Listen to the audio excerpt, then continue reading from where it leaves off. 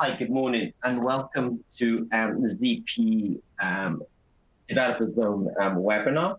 Every week, we obviously do a webinar specifically to our Developer Zone members, and I do appreciate that you all join every week.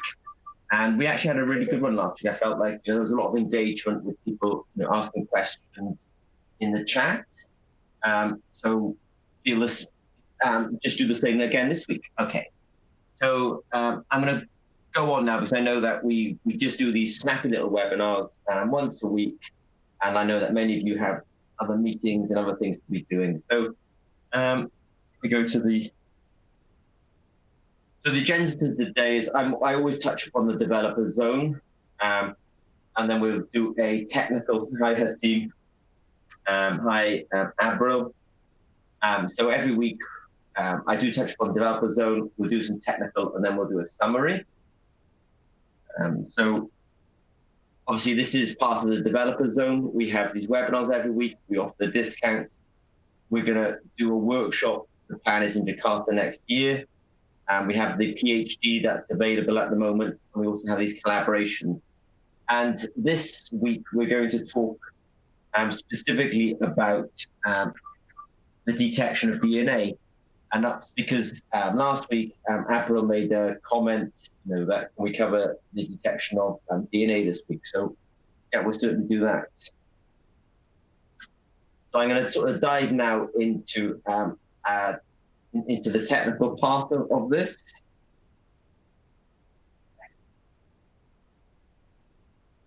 And let me just go up a few slides and just check something. Yeah. So one of the collaborations that we have going on in the developer zone is really biosensors for the detection of Trypanosoma avanci. And the question that came about from Abril last week is how to do DNA detection. So I haven't spoken to him yet about this, but he's possibly interested in doing speciation or detection of Trypanosoma avanci through the detection of its DNA. And so this week we're going to talk about making biosensors for the detection of DNA. I'm just going to grab one of the screen printed electrodes. Just give me a second. There we are.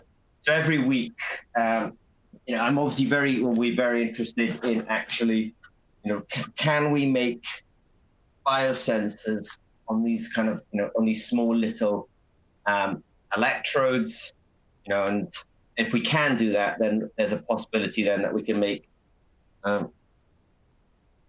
quite small little instruments for measuring that sort of DNA. So that's where we're trying to get to.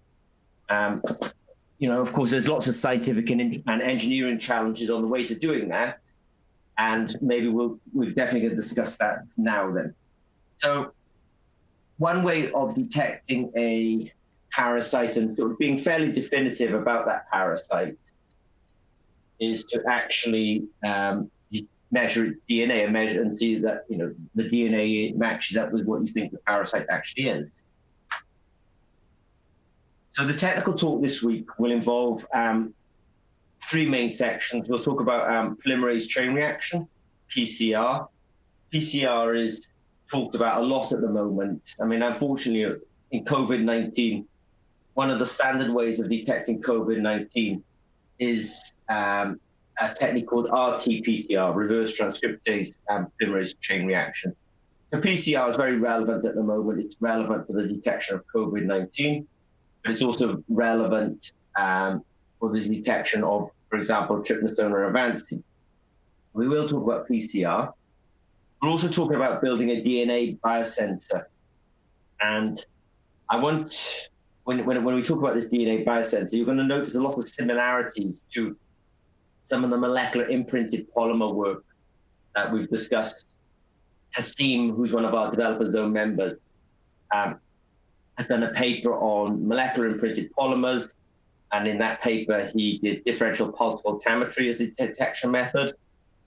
And I suspect that you can use DPV, differential pulse voltammetry, also for the detection of DNA. We're going to talk about PCR. building a DNA sensor, and then DNA detection on that sensor. So first of all, let's talk about PCR, polymerase chain reaction.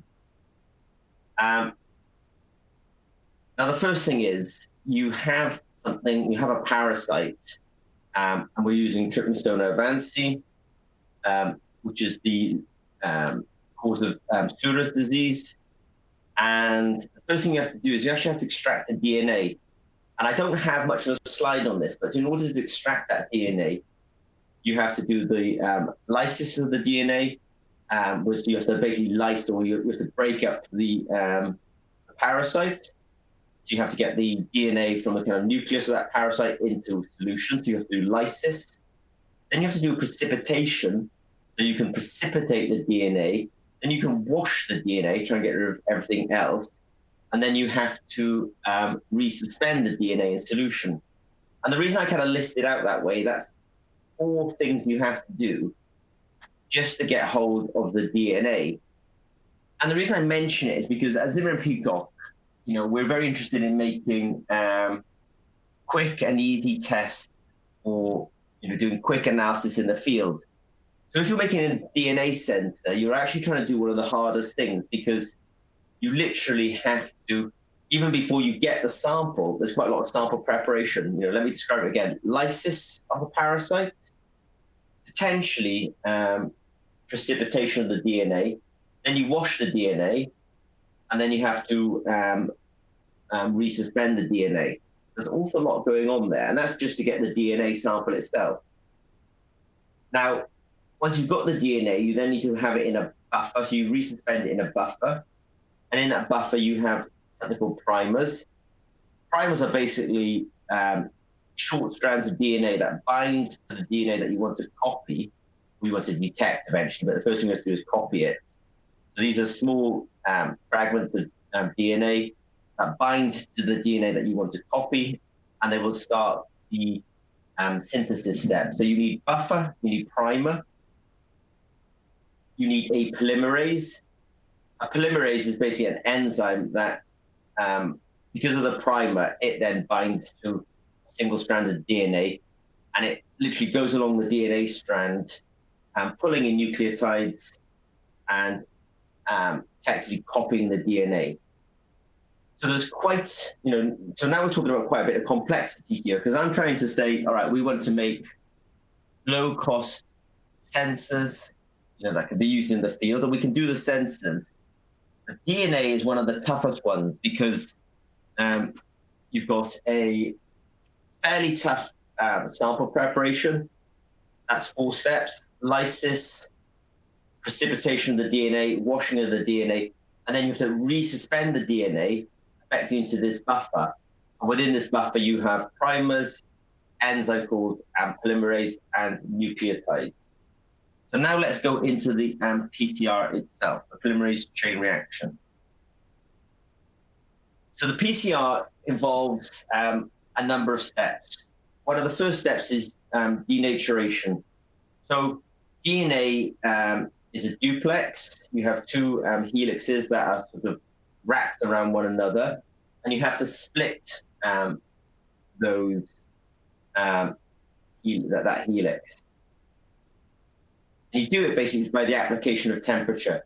So if you apply enough temperature to a double-strand DNA, it'll become a single-strand DNA. So the first process is denaturation. And it's worth noting that, at Zimmer and Peacock, we want to work with our collaborators, and we want to make, low-cost, easy-to-make sensors. So think about the complexity here. We have to do sample prep. Now we're into the PCR reactions. We have to do denaturation, where we apply temperature. Then we have, and in an annealing step, the primer, which I said was a sort of short strand of DNA, which has to bind to the DNA before we can copy it. That's in the annealing step. So we have denaturation, then annealing, where the primer binds. So the double strand becomes single strand. Then the primer attaches.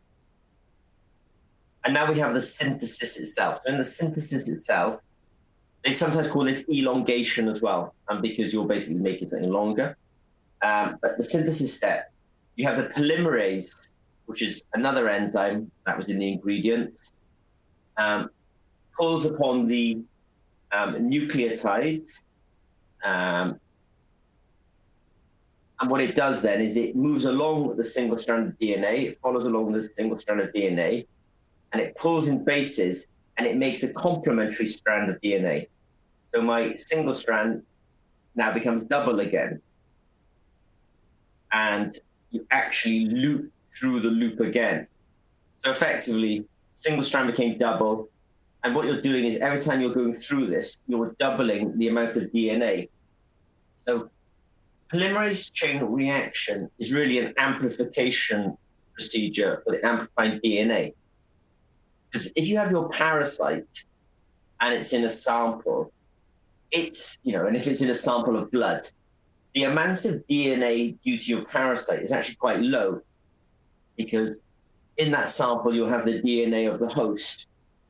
So you'll have the DNA of the cow or the cattle, or the dog or whatever mammal you have. And then within that sample, there's some more DNA which belongs to the parasite itself.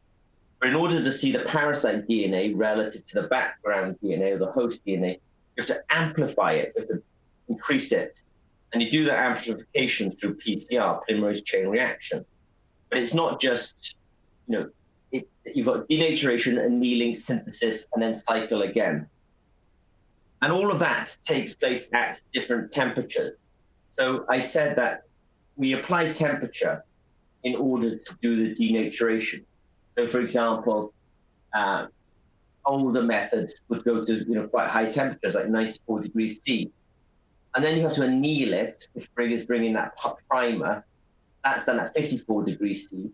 And then the synthesis or the elongation is 72 degrees C. So 94 degrees C, 54 degrees C, 72 degrees C, and then back to 94 degrees C. And that's one cycle.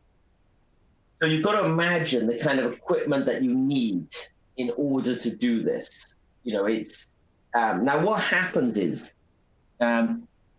in sort of laboratory DNA systems, they actually do all of this amplification effectively on a different instrument, and then they take the sample and they detect the DNA by something like gel electrophoresis.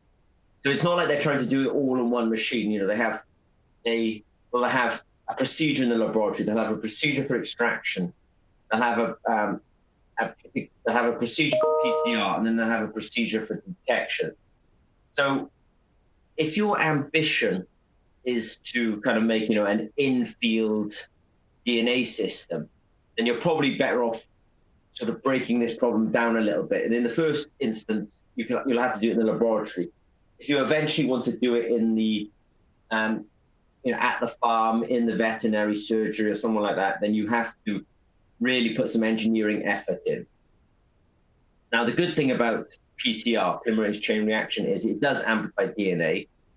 And I just want to kind of use this slide here to kind of represent that if you go through that cycle something like 20 times, when you first have the DNA, you might have 1,000 copies. You effectively have 1,000 of these duplex DNA. If you cycle it 20 times, you could end up with 10 billion copies. And that's the power of PCR, that you can temperature cycle, you can go through the denaturation, the annealing, the elongation, the denaturation, the annealing, the elongation. You just do that 20 times, and you could end up have amplified your original 1,000, let's say, DNA molecules to 10 billion DNA molecules, and that's the amplification. So it is powerful, but it is hard to try and reduce all this to an in-field test. Several weeks ago, we were talking about halal sensors, and in halal sensors, people are very interested in being able to detect pork or pig, and you can do it using DNA detection. But it's this whole procedure that I'm describing. Hi, Dima, nice to see you. But it's this whole thing about you have to do the extraction, and then you have to do the PCR, and only then are you ready to actually do the detection. So let's go on and talk about the detection now. So building a DNA sensor. This will feel very familiar to you guys because you've been following this quite some time. Building a DNA sensor. So, for example, you take a gold electrode and you have to have a capture DNA probe. So you have to have a DNA probe that is complementary or will bind to the DNA that you're trying to detect. And I've shown it here as thiolated. And the reason I've done that is because sulfur atoms are really good at sticking to gold. You have to take an electrode, you take what's called the capture DNA or the capture probe, which is basically a single strand of DNA, and it will be complementary to the DNA that you want to detect.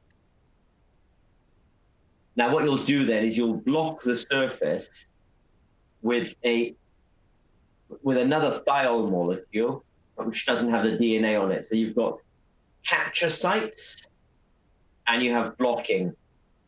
This is not so dissimilar to the MIPS that paper that Haseem did.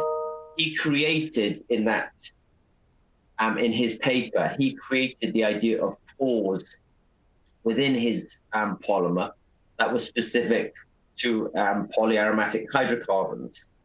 Here, we have specificity, but it's due to the DNA that we've attached to the surface. Now we're going to talk about the detection itself.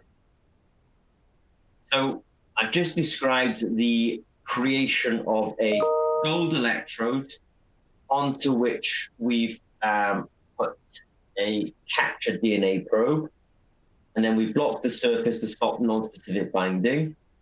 And now what happens is we could use a technique like differential pulse voltammetry, DPV, and in the first instance, we can have a reporting molecule like ferrocyanide, and we will get a signal. If we sweep the voltage, we'll get a signal, and we'll be able to look at the peak height versus the concentration. And then the idea is when you get binding, you'll get a new signal and a new peak height. When you further bind, you get a new signal with a new peak height. And then finally, you get more binding, a new peak height, and a new signal. And in some ways, the detection is almost the easiest part, because, I said in order to do DNA detection, you have to do sample preparation, which is a 4-step process of lysis of the cell, then precipitation of the DNA, washing of the DNA, and then you have to resuspend the DNA. And then, in order to amplify the DNA, you had to go through at least a 3-step process, which was annealing the DNA, and then denaturing the DNA, annealing the DNA, elongating the DNA, and then you cycled back. So I've counted approximately 7 steps. And then when you've amplified the DNA, then you can bring it to the biosensor and actually do the detection of DNA. And that's why I was when I did the whole talk on halal sensors, I really thought, there is definitely a market for trying to make a halal sensor for detecting pork, but you can see how complicated the workflow is. So now I'm going to do a summary. So it's almost 20 past the hour. We always do this for kind of 30 minutes. So I'm just going to sort of do a summary now. And I just want to say the reason we've done this talk this week on DNA was specifically because Abril was kind enough to ask, last week, can we talk about it? So we have talked about it this week. I would say we will do another webinar next week. I mean, I have some ideas, but please, if you've got any ideas about what you want to talk about next week, I'm happy, put them in the comments, and we will respond. But anyway, the summary is this, that if you want to do the DNA detection of something like Trypanosoma avanci, in the laboratory, the first thing you have to do is get hold of the parasite, and you have to lyse it to basically get its DNA out of its nucleus and into solution. You then can precipitate the DNA, you can wash it, and then you can resuspend it. Do we have any ideas how to make single-stranded DNA before we immobilize onto the electrode? We do, and I'll probably do a talk about that probably next week. Because that's one of the things I kind of skipped over, which is how do you know what sort of DNA to actually make in order to put it on the electrode?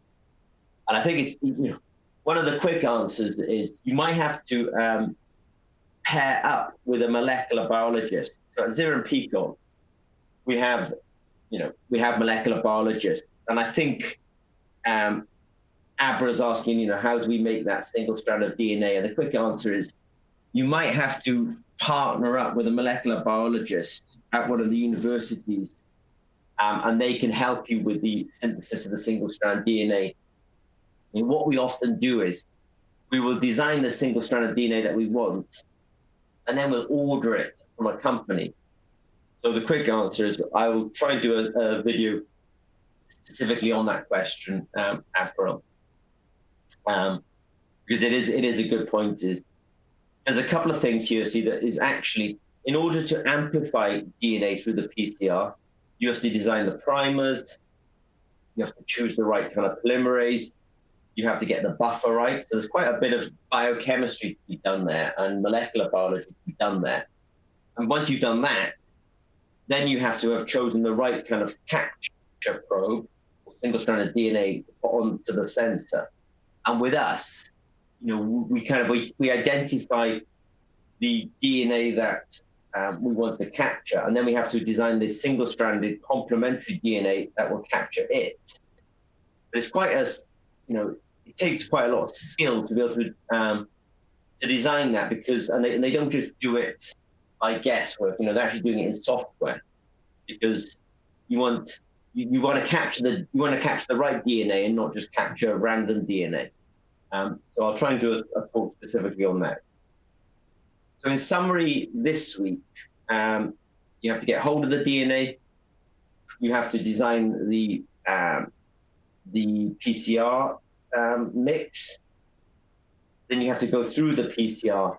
Now, going through the PCR is not too hard in the laboratory, as long as you've got a temperature, as long as you can go between these three temperatures, because the denaturation, and then you have to bring the temperature to the annealing temperature, and then the elongation temperature, and then you have to come back to the denaturation. So you do need that kind of equipment. It's not super expensive, but you do need it. If you can do that, then you can amplify the DNA.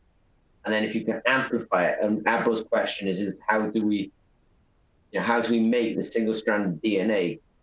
And what we end up doing is we end up designing it. We come up with the with the bases, ACG, for example, and then we have to we actually have that made for us and sent in. There's plenty of companies that make it, but you probably need to find a molecular biologist at one of the universities to basically work with on this, because I think we definitely have molecular biologists in-house. So in summary, I think DNA detection is one of the, I think it's fairly tough. It's fairly okay to do in the laboratory, but to do it in a biosensor application in the field and it to be reliable is quite tough. If you look at COVID-19, there are people who have made, COVID-19 systems, but they're actually quite big. And the reason they're quite big is because you have to do all this lysis of the sample, then you have to do the PCR, and then you're ready to do the detection. So these boxes are actually quite big. They're not small little sensors like this. And also, if you look at COVID-19 systems, the assay time is, some people claim 15 minutes. But I'm not really sure, how accurate they are after 15 minutes. It's more like 60 minutes. And it's 60 minutes because of sample prep, PCR, and then they're ready to do detection. So I do applaud anyone who's going to make a DNA sensor, and it's probably wise to get yourself a molecular biologist helper, and it's probably wise to get some substantial funding, because it's not the easiest thing to do. All right. So what we'll do next week is we'll probably dive a little bit deeper, I think, into this DNA detection. I mean, it's 25 minutes now, so I think last week Abril asked about how to do DNA detection. I think next week we'll dig into this a little bit deeper and talk about some of the details behind DNA detection, unless anyone wants to cover any other topics. Okay, so I can see that with Dimar, thank you for coming again this week. Abril, appreciate it, and for engaging with us. And Hasim, thank you for getting all the details out to all the guys. It is appreciated. It's 8:26 here in London. I do appreciate it, and we'll probably return to this topic next week. We'll kind of go into a bit more detail then. So let's think of this as an introduction to the biosensors for the detection of DNA. All right. Cheers, guys. I appreciate it. And Hasim and guys, I'll see you soon. Take care. Bye-bye.